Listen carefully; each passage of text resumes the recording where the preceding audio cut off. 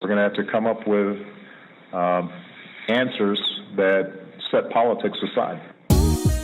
Oh, they don't hear us. They don't hear us. They don't hear us. Telling them, but they ain't listening. I'm from Port-au-Prince, Haiti, and they don't hear us. We're going to bring you some stuff that's going to make you feel better. They don't hear us. They don't hear us! Hey, and shout out to the folks who are covering this coalition, because they don't hear us.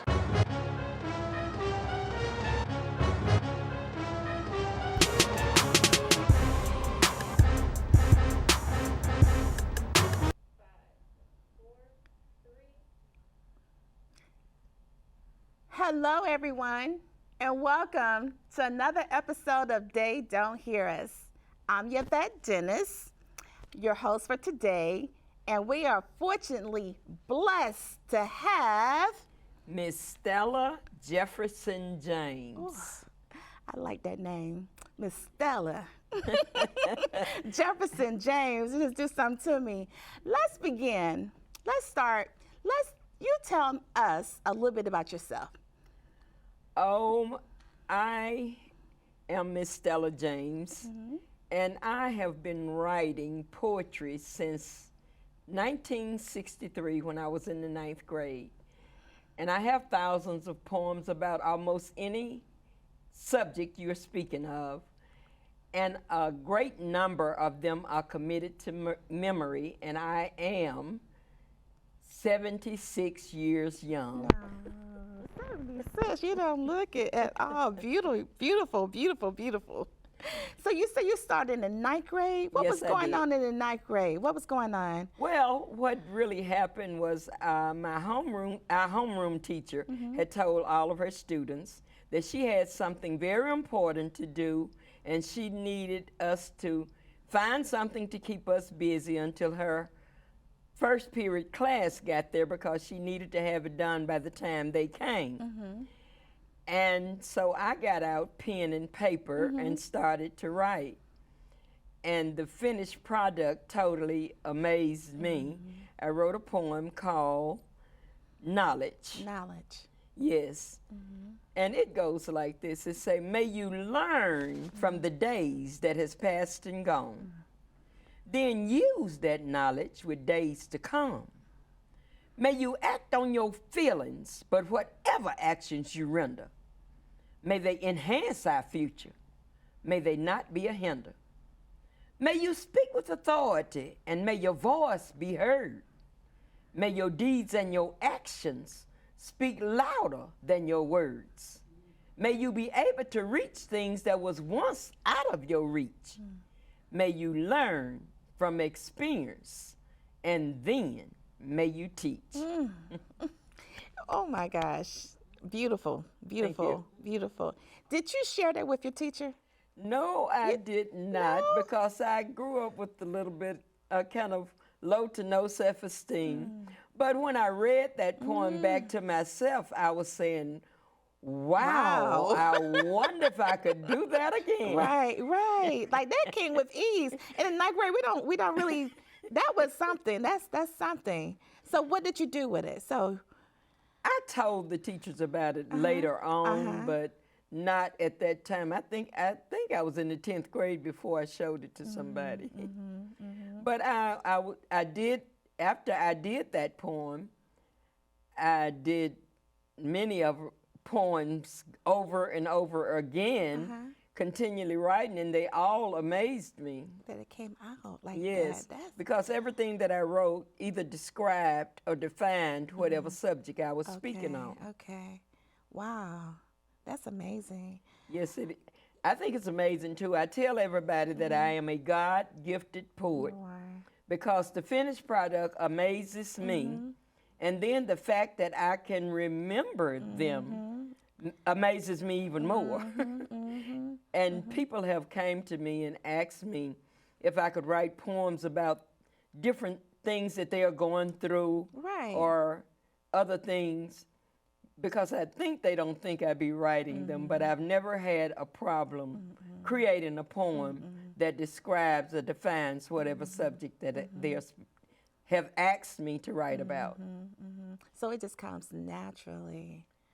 It just come out, Yes, ma'am. It comes out, and when I finish writing, I'm always amazed. Wow. Oh my goodness. Oh my goodness. And I remember in high school, they have different types of poems. So they have ones that rhymes, stanza, ones that just don't rhyme, or 14 sentence. I don't know, I forgot what you call them. But as I have listened to, because I've heard you several times, they're just words that we would not ordinarily use, or subjects that we would not, it just comes so freely out of you, like water. Yes, yes, it does. And I was speaking with an older gentleman back in the 90s, and I asked him if I could share some of my poetry with him, and he said, sure you can. And I shared 3 poems with him. And when I finished, he goes, ma'am, I don't mean any harm, but that is not poetry. I got a little upset with him, but the Spirit told me not to get upset. So I told him instead, I say, if you don't think this is poetry, then I would like to ask you, how would you describe or define it?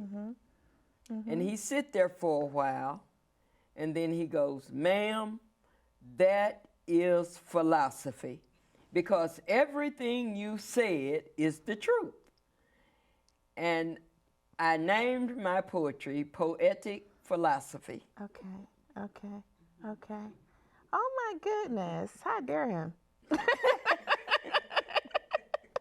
I was like, you tell me what poetry is then. Like, you want to hear it come out of you, because like I say, it flows like a river.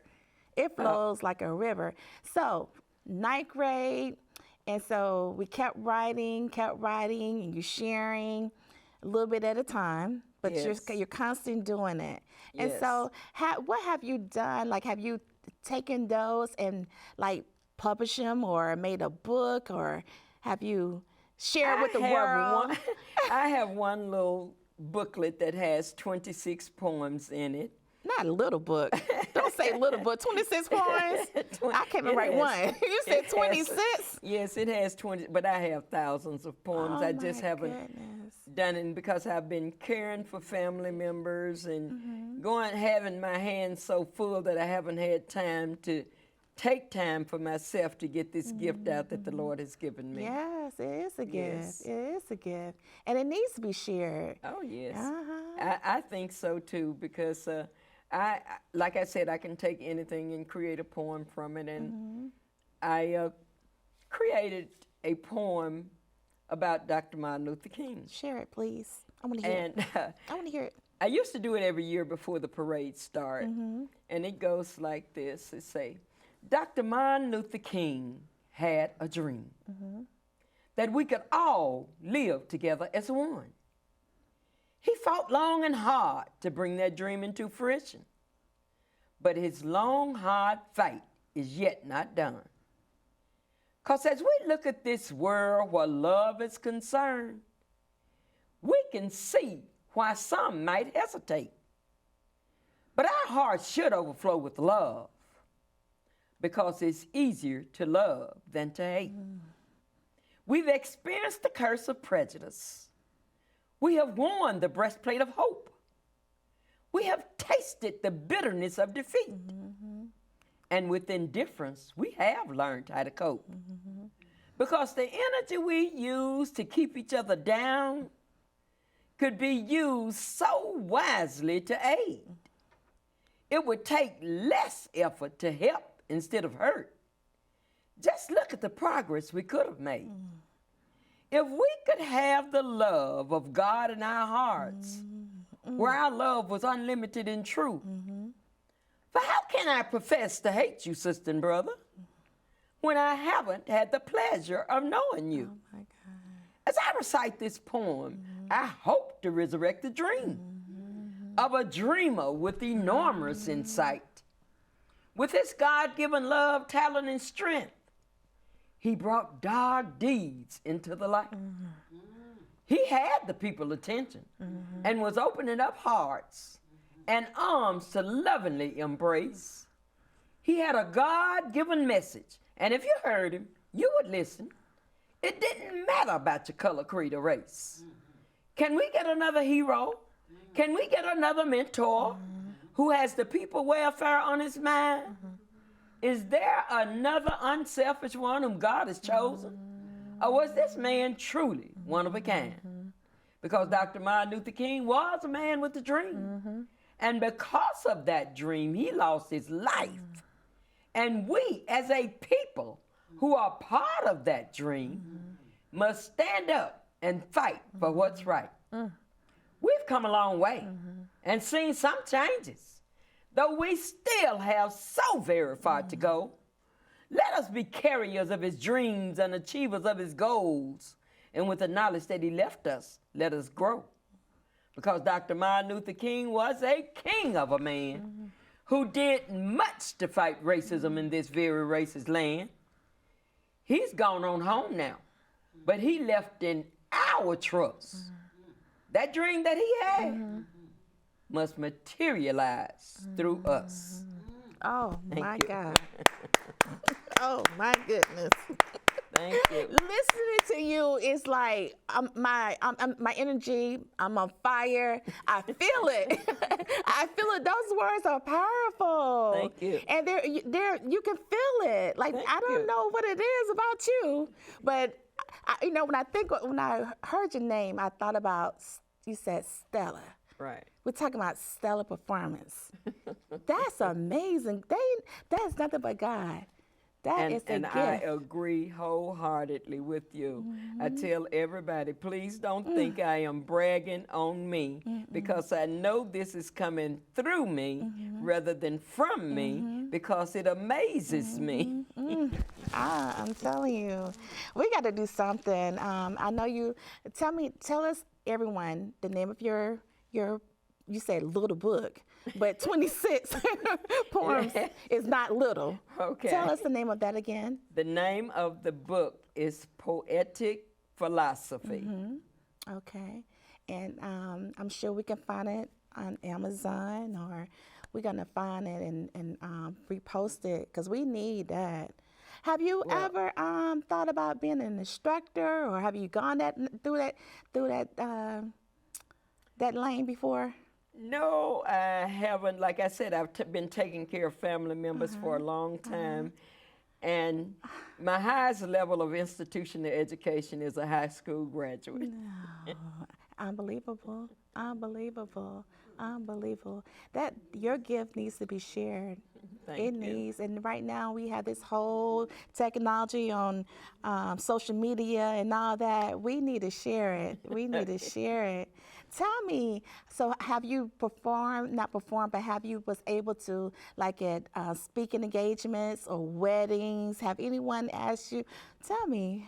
Yes, I even have a poem called Wedding Vows that I've done at a No, wedding. please, Yes, I please, do. please share. Please share. And it goes like this. It says, while the two of you have decided to be united together as one, even with that love that you share, there will be some pros and cons.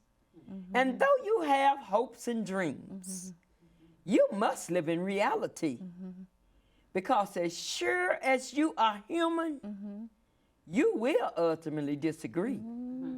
So as you come to this understanding, before down the aisle you walk, you must agree that the solution to a disagreement is to always sit down and talk. Each treating the other with total respect, as you would have the other treat you.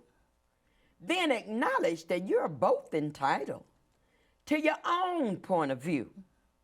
And you should vow to speak constructively or say nothing at all, leaving the doors to communication open. Avoid building up a brick wall. And you should never go to bed angry. Never. And as you kiss and make up, you will find that even though you don't always agree, you will always have peace of mind. To have a happy marriage, you must seek spiritual help from above, because God is the author of peace, and he's the essence of true love. So as you unite with one another, you should also bond with God, which will ensure a happy ending because you've made a righteous start. I'm telling you, oh my gosh, oh my gosh, oh my goodness. I'm loving it. I'm loving Thank it. you. I'm loving it. I mean, I just can't believe, and for you to remember. We do not 5 sentences. I'm talking about sentence. I mean, that's truly a gift. And I Truly. thank you because I acknowledge that same thing, that I know that it is a gift from God, because I'm continually writing. I have poems about just about any subject that you can name. But I'm not going to sit here and say that I remember all of them because I have thousands. Oh my but I gosh. remember a great number of them. I think you need to write them down in a book and pass them on, because that, I mean, people, you don't even realize how much people pay for your gift. You know, we got to take advantage of that. You bless this world with that. We really want to hear it and pass it on. Like, seriously. Tell me, where are you from again? I am from Memphis, Tennessee. Yes. Oh my goodness. And Memphis, Tennessee. I'm trying to think. Festivals. I mean, there's so much you can do and show. Like, we really, really got to get out there. Well, since we had just had Mother's Day pass by, may I share one of my Mother's Day poems? Please. I'm ready. Come on. Okay. A mother is akin to God because she's always right on time. She's like a rare antique because she's definitely one of a kind. A mother is like the postman. By elements, she will not be stopped. She measures the hours in the day. That is how she's like a clock. A mother is like a drill sergeant, giving orders and demanding respect. And just like an electrical outlet, to her children, she always connect. A mother is like none other. There's really none to compare. And when I look up the definition of mother, I expect to see my mother's picture there.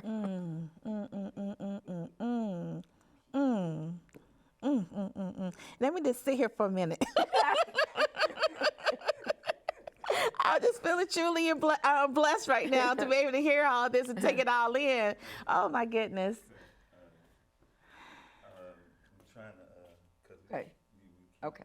And I mean, I thought she had wrote down some I questions, did. but never mind. We can Okay. keep going. And what I want to do is talk about, like, have a conversation with her, like, so why are you here? Like, what brought you to Nashville? Or something like that. You know what I mean? Just try to have a conversation. Like, Okay. Okay. Okay.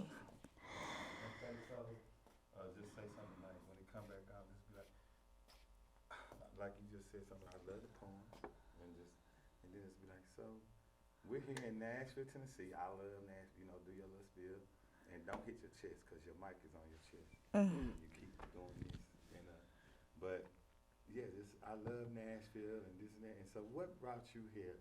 And then she could talk about the Al Sharpton thing, because by the time it airs, she'll be gone. Okay. After 30 days. So just talk a little bit about the Al Sharpton and just, you know. So let me ask you, what did you do in your civilian life? Like, what did you, okay. Thank you for showing up. Thank you for sharing that poem. Thank you. I really appreciate it. We all appreciate it. We are here in Nashville today, and you're here for the event with Al Sharpton with Middle Tennessee. I think they received the best chapter last year, and they're here with Al Sharpton today. So why are you here? Oh, that is one of the reasons why I'm here. I really like Nashville, but I heard about this event about Al Sharpton, and I wanted to come and kind of see what's going on with them and enjoy what the presentations that they are going to present. NAN stands for National Action Network. It seemed like Al Sharpton is reaching across the United States and even in Nashville and in Memphis. He's done a lot. Tell us, what would you like to see change, or do you see any changes like to happen in Memphis? Do you see anything that you would like to, if you had a chance to meet him this afternoon, one-on-one, you never know, what would you like to, what subject would you like to share with him or address an issue?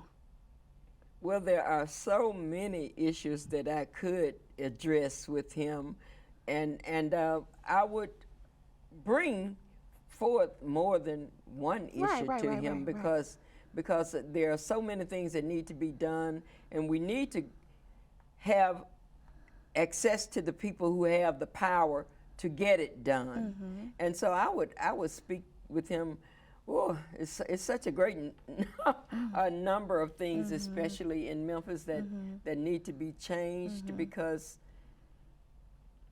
I don't think it's enough going on, especially the racial thing and about, they are putting us on the back burner. I feel like they're putting us on the back burner. And when God created, when the world was created and God created man, he made no differences in who we are. As a matter of fact, it's my understanding that we are all from the same seed, because as far as I know about the Bible, is what I know about the Bible, he only created one man and one woman. That's right. And they begat creation. That's right. So we are all really blood of one blood. And I think everybody needs to realize that, and if we can come together and communicate with each other, I believe we can make things better. And with us communicating and letting everybody, letting others know about our feelings, because, look, I won't go into another poem because I know our time is limited, but we just need to come together as a unit and be able to communicate with each other, because if we don't communicate and voice our feelings and the things that we feel like should be happening, then it's not going to happen. It's not going to happen. It's not going to happen. Yes. In Memphis, have you ever participated in any kind of activist movements or anything like that? I was a part of the Dr. Martin Luther King Parade. No, really? Oh yes, I had said before I did that poem about Dr. Martin Luther King. I used to do that every year before the parade started. Okay. And I've also been parts of other organizations that's trying to bring us together as a people, not just as a race, as a people. Right. And that's what we need to do in order to be able to get some results, increase in results in what we're doing. So hopefully this afternoon you get a chance to run into him and state your case, because that's interesting. Yes. And then also share, because you never know. You never know. Yeah. You never know. You never know. So I'm just curious. You never thought of during your time, throughout your lifetime, you never thought about, tell me, what did you do? What was your work? What did you work outside the home? Well, my husband and I owned a small business, a grocery store, a corner grocery store for, 27 years. Yeah, we owned a grocery store for 27 years, but my husband became ill, and we had to close it down. Okay. Because he had Right. congestive heart failure. He was going to dialysis 3 times a week. He had loads of medical problems. And so your kids, did the poetry part kind of rub off on them? Did they even go down that little avenue? Or even being out there in the activist part, did they even go down that area? Well, I had one daughter who was Active. just getting active in the writing of poetry, but she passed at age 31. Oh no, I'm She sorry. had a heart attack. Oh, okay. I'm sorry to hear that. I'm sorry to hear that. Yeah. So you have done your part. You have showed it and been a troop for all of us. Really, you have. What about? Is there anything? If looking back, is there anything that you could change or you would like to see different going on in the poetry side, or if we could take all your work, where would you like for that to go and people to remember? Well, I actually believe, and I'm not bragging on myself, that if the people get to know my work, that they would enjoy it, because all of my poetry, all of my poems, either describes or defines some subject, and it opens people's eyes to a lot of things that are going on. And that's why our show is called They Don't Hear Us. That's why, because Okay. it needs to reach out. It needs to go forward. We just can't keep it closed. We need to voice it. That's why I'm happy that you're here. I really am. And I'm happy to be here. So we can share. That's the thing. I've had conversation with you before, and just talking to you, and you just go right in, and that means that it's coming from a truth. It's coming from a good space, a good thing, and so we want to put that out there. It's a blessing to hear you, but for it to come out just like water, that's what I don't know. I think that's where we need to start.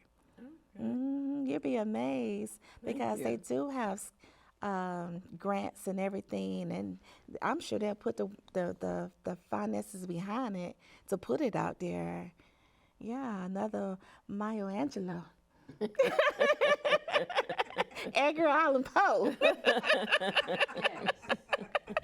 Oh, some of the great ones, and here we go with Miss Stella Jefferson James. I like that. I mean, it just does such a ringer to me, Stella. Miss Stella performance. I like it. I'd like to say thank you for sharing with us. We appreciate you and all your accomplishments, your activism, your actions, your work, all of that. We really appreciate it. And I think y'all are doing a great thing, because the people that's on the outside looking in need to be on the inside so people can hear them. This is going to conclude another episode of They Don't Hear Us.